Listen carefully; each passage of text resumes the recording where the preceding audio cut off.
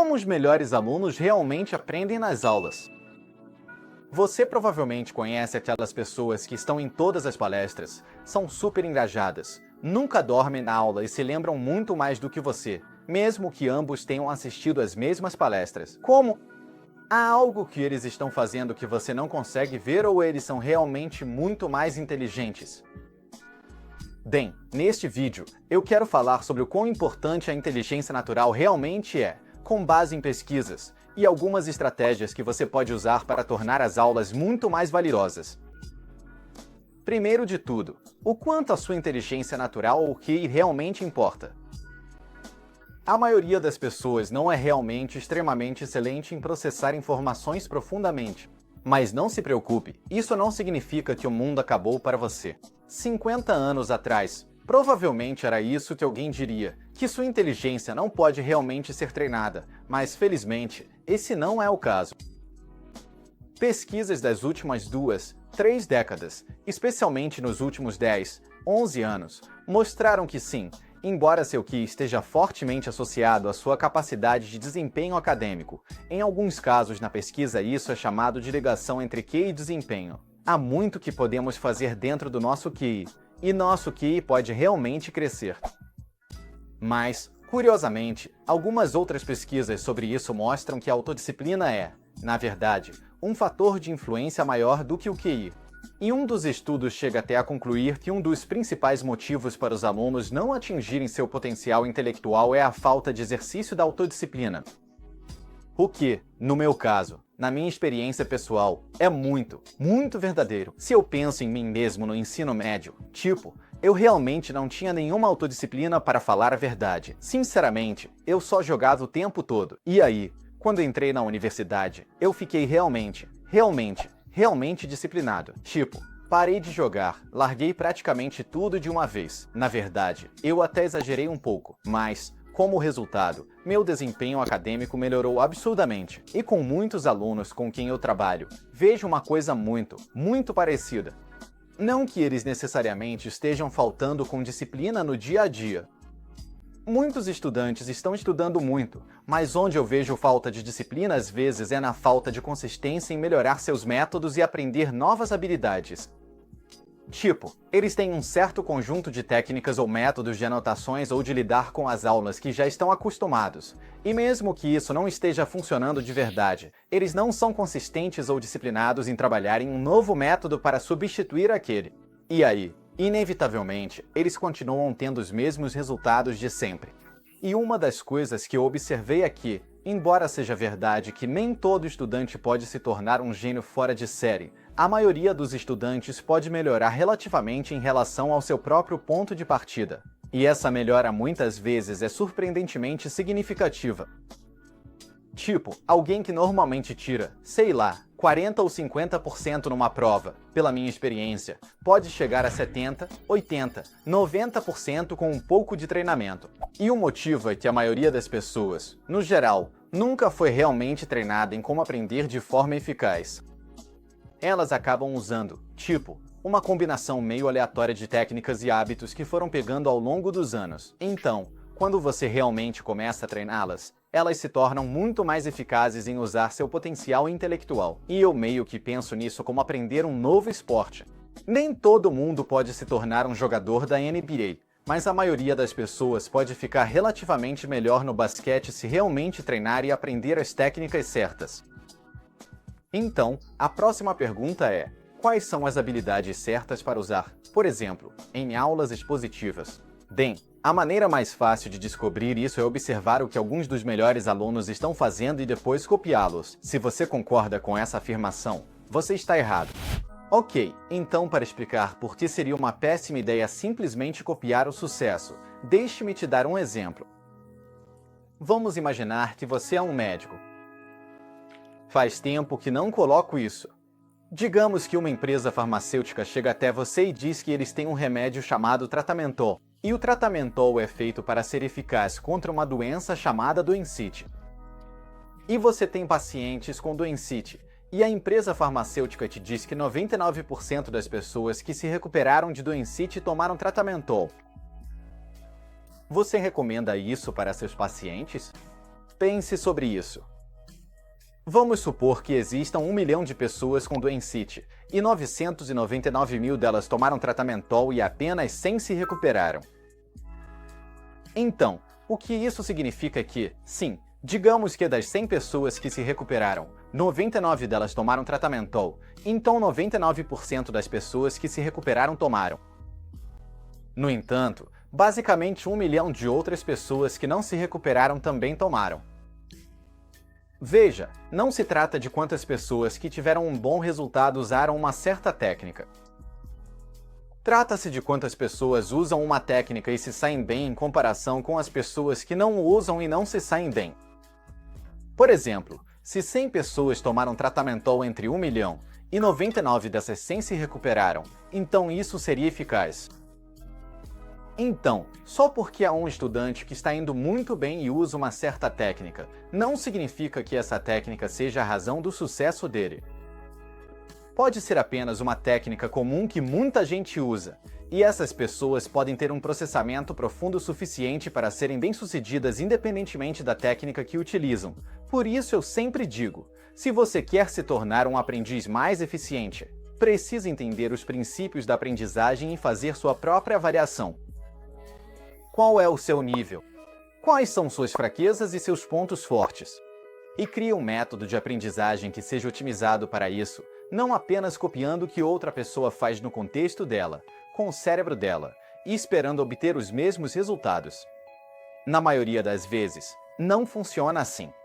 E há muitas pesquisas sobre o que exatamente é uma técnica eficaz, e muitos pesquisadores tentaram isolar exatamente o que funciona e o que não funciona. A pesquisa é muito complicada. Aqui estão alguns estudos que eu recomendaria para começar, caso você tenha interesse. Se você quiser ir direto ao ponto, tudo se resume a gerenciar o que é chamado de carga cognitiva. Esse é um tema central de muitas dessas técnicas eficazes.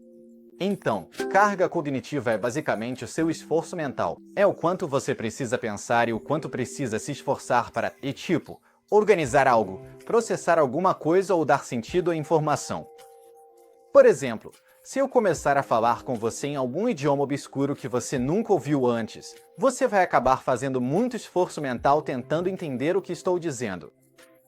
Da mesma forma, se eu estiver ensinando algo e fizer isso de um jeito muito difícil de acompanhar e extremamente complicado, você vai usar muito mais carga cognitiva. Isso também acontece quando você está, lendo um livro. Se o texto for muito técnico e denso, você precisará usar mais carga cognitiva para entender. O segredo para aprender eficazmente é manter sua carga cognitiva em um estado ideal. Já falei sobre isso em outros vídeos. Basicamente, não queremos que a carga cognitiva fique muito alta, pois você ficará sobrecarregado, nem muito baixa, pois isso significa que não está usando o cérebro e, portanto, não está aprendendo, o que é um desperdício de tempo. Um ótimo exemplo disso seria ler, reler e reescrever anotações várias vezes. A carga cognitiva envolvida nisso é muito baixa, e isso é algo que chamamos de aprendizado passivo. E lembrem-se, pessoal, aprendizado passivo vai acabar com você, ou pelo menos é muito ruim para você. Enfim, gerenciar a carga cognitiva não é algo fácil de fazer logo de cara, e isso é em parte porque a carga cognitiva pode acontecer por vários motivos. Por exemplo, se você está tentando estudar, mas o cachorro do vizinho fica latindo o tempo todo, agora você precisa gastar carga cognitiva para ignorar o cachorro latindo. Então, nesse caso, sua carga cognitiva pode estar meio alta, mas não por um bom motivo. Não está alta porque seu cérebro está tentando entender aquilo. Não está alta porque você está processando aquilo. Está alta porque você está distraído. Esse não é aumento de carga cognitiva. Por outro lado, se sua carga cognitiva está alta porque você está a juntar informações, refletir, conectar, relacionar, comparar ideias, isso produz aprendizado de qualidade. Então, nesse caso, a carga cognitiva estaria alta por um bom motivo. Então, queremos que nossa carga cognitiva seja razoavelmente alta por bons motivos, e queremos que tudo que cria carga cognitiva por um motivo ruim seja reduzido ou eliminado. Isso pode ter parecido um pouco complicado. Espero que você tenha conseguido acompanhar. Então, deixa eu te dar alguns exemplos. Tenho algumas aulas aqui. Acabei de encontrar um slide aleatório de uma aula sobre segurança de redes. Não me pergunte por que estou estudando segurança de redes. Isso só veio aleatoriamente na minha cabeça. E tem uns slides gratuitos que encontrei aqui. Acho que foi da Penn State School. Então, se isso for uma aula, e digamos que eu tenha os slides disponíveis antes da aula. Se não, talvez eu tenha alguns capítulos de livro, talvez eu use anotações de alunos anteriores ou um guia do curso. Tanto faz, só para me dar uma ideia básica.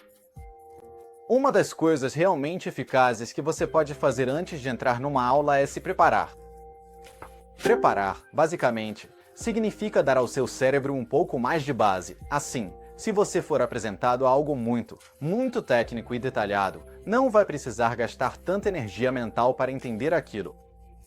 Então, por exemplo, se eu fosse a uma aula e estivesse lendo isso pela primeira vez, como iniciante, não faço ideia do que significa. Então, se eu olhar para a segurança de transporte, eu sei o que é um endereço IP. Pilha de protocolos IP, não sei o que é isso. Protocolo de segurança de camada IP, não sei o que é isso.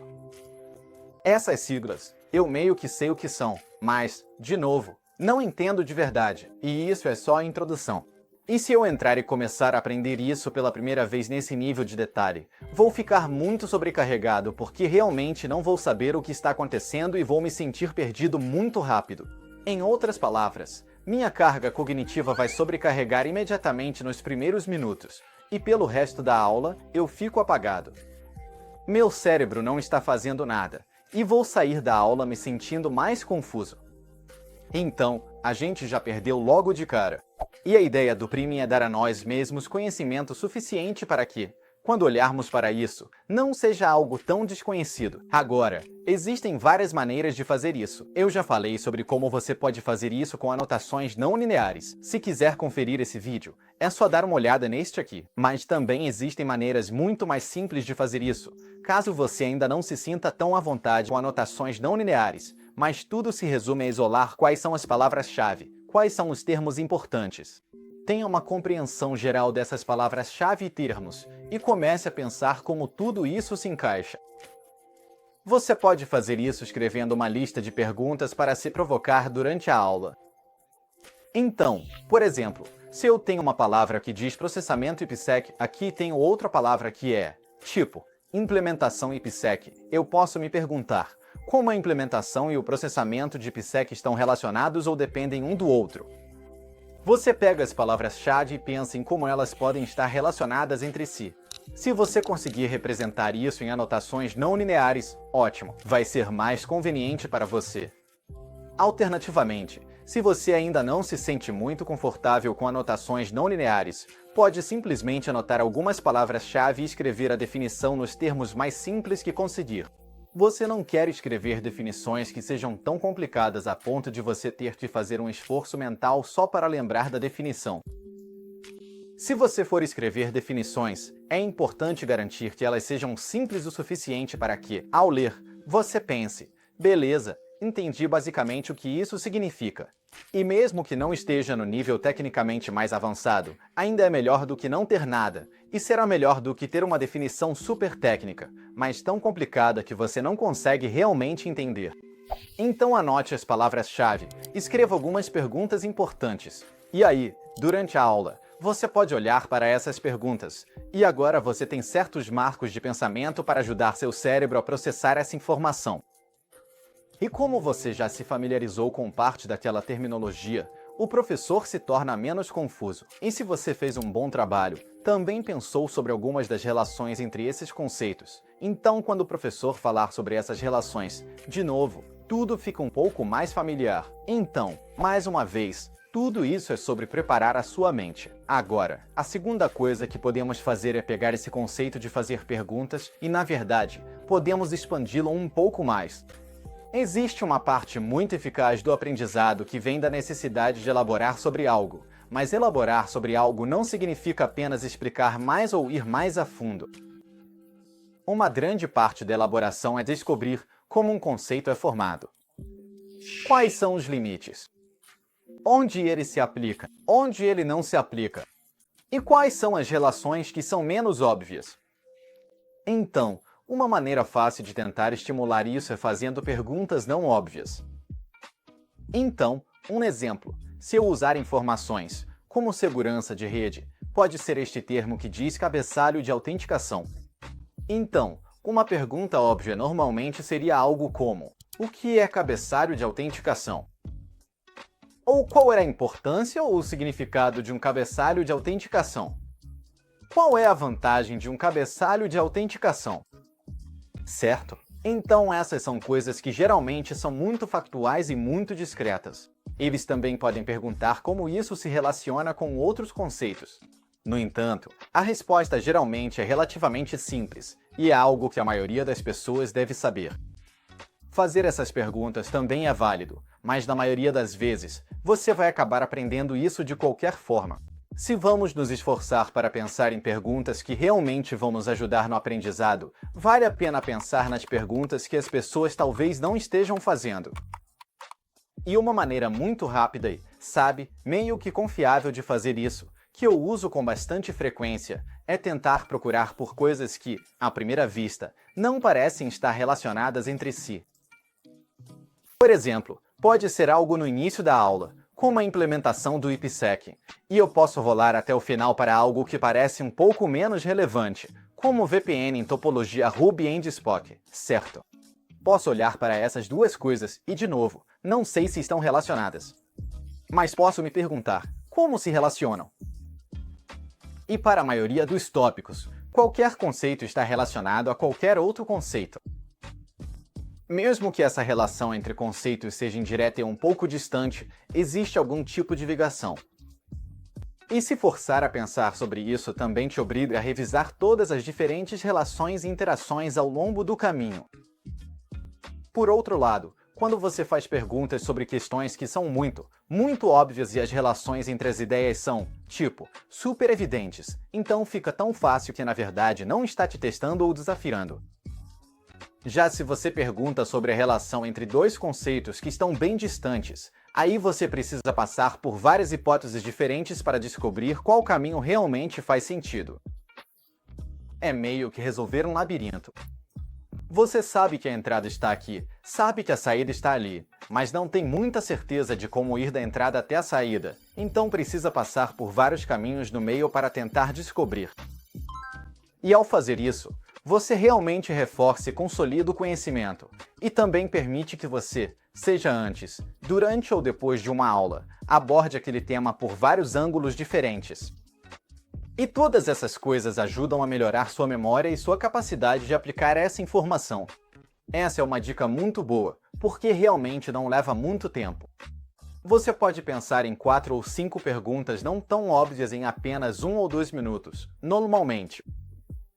Mesmo que não exista uma resposta real para aquela pergunta, só o fato de você tentar respondê-la já é valioso, porque faz você explorar todas essas opções diferentes.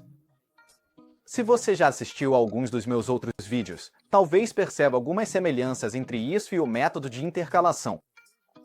E, de fato, isso também pode ser uma forma de intercalação. Se você ainda não viu meu vídeo sobre intercalação, pode conferir ele aqui. Agora, eu mencionei que todas essas coisas estão relacionadas à carga cognitiva. O primeiro, o priming, é óbvio, porque consiste em pegar informações densas, dividi-las, simplificá-las e dar ao seu cérebro um pouco mais de base para trabalhar, para que ele não fique tão sobrecarregado durante uma aula. E o segundo reduz a carga cognitiva, porque quando você faz essas perguntas não tão óbvias, isso ajuda seu cérebro a pensar em uma determinada direção. Em vez de perguntar como tudo se encaixa, isso dá um pouco mais de propósito, um pouco mais de foco.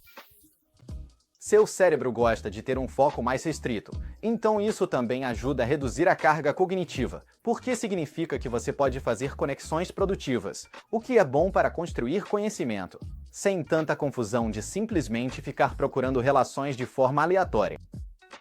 Mas provavelmente nada ajuda tanto quanto este terceiro ponto, que é filtrar e selecionar informações de forma muito mais crítica.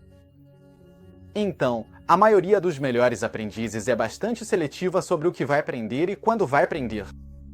Na verdade, a maioria dos melhores aprendizes não vai estudar absolutamente tudo no nível máximo de profundidade desde o início. E se eles fazem isso, e é assim que conseguem ter sucesso, o nível natural de processamento profundo deles provavelmente está completamente fora do comum, e posso garantir que isso simplesmente não vai funcionar para a grande maioria das pessoas. O que queremos dizer com filtrar informações é que, quando você lê algo, há certas informações que vão ser mais adequadas para o seu nível atual, e o que faz sentido para você agora. E também vão haver coisas tão detalhadas que você simplesmente ainda não está pronto para aprender. E a maneira de saber isso é muito simples. Você simplesmente se pergunta: eu sei o suficiente sobre isso para tornar isso mais simples? Então, quando você lê, se você lê algo e não entende o suficiente nem para simplificar, provavelmente você não tem conhecimento suficiente sobre aquilo para realmente consolidar na sua memória e organizar. Então, provavelmente você vai estudar aquilo, e esse conhecimento vai desaparecer, e você vai se perguntar para onde foi todo esse conhecimento. Então, para mim, um completo iniciante, sem saber nada sobre isso, quando eu leio esse slide, na verdade, eu provavelmente conseguiria simplificar isso. Mas se eu leio esse slide, ele é complicado o suficiente para mim, e eu sei tão pouco, que realmente não sinto que consigo simplificar isso, e tornar mais fácil de entender sem perder a precisão. E, como resultado, isso significa que a informação desse slide, para o meu nível atual, não é apropriada. É detalhado demais. O que eu preciso fazer é encontrar uma versão mais fácil do mesmo conceito ou, quer dizer, nesse caso, como eu literalmente nunca estudei isso antes, talvez seja melhor voltar para alguns desses conceitos fundamentais e garantir que eu entenda alguns dos conceitos mais básicos. Mas a forma como funciona é que o conhecimento é como blocos de construção, eles se apoiam uns dos outros. Então, quando você começa com um bloco de construção que está bem no topo, no nível mais alto de detalhe, não há nada para ele se apoiar. E aí você vai acabar tendo que reconstruí-lo várias e várias vezes. Mas não importa quantas vezes você coloque o bloco no topo, se não houver uma base, ele vai cair toda vez, e é isso que causa muita repetição desnecessária no aprendizado. Se você percebe que, assim que tenta colocar isso lá, nem entende o suficiente para simplificar, então é melhor voltar para a versão daquela informação que seja simples o bastante para você conseguir entender. E, uma vez que você tenha fixado isso, pode subir um nível de detalhe, e depois mais um nível de detalhe. E assim, em um único slide, pode haver vários níveis diferentes de detalhe.